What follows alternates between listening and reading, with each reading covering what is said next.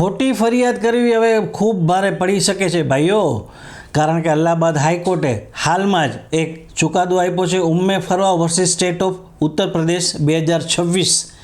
આ ચુકાદામાં અલ્હાબાદ હાઈકોર્ટે સ્પષ્ટ કીધું છે કે જો કોઈ વ્યક્તિ ખોટી ફરિયાદ નોંધાવશે કે ખોટી એફઆઈઆર કરશે, આવી ખોટી એફઆઈઆર કરનાર વિરુદ્ધ પણ તપાસ કરનાર અધિકારી એટલે કે પોલીસે કાનૂની કાર્યવાહી કરવી પડશે।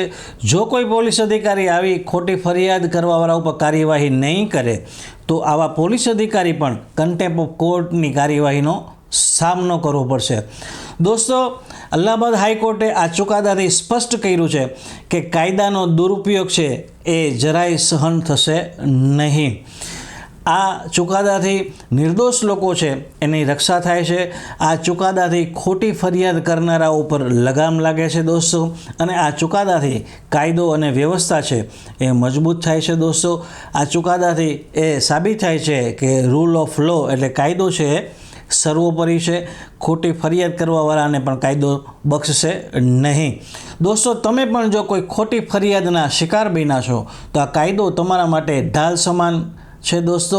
અને તમારો જો કોઈ પણ કાનૂની પ્રશ્ન હોય આ બાબતે તો કોમેન્ટ બોક્સમાં જરૂરથી તમારા પ્રશ્નને મૂકશો, અમે એનો જવાબ આપવાનો પ્રયાસ કરશું। અને આ જ પ્રકારની કાનૂની માહિતીથી અપડેટ રહેવા માટે કાયદાની વાતોને ફોલો કરો, કાયદાની વાતોને સબસ્ક્રાઈબ કરો। ધન્યવાદ।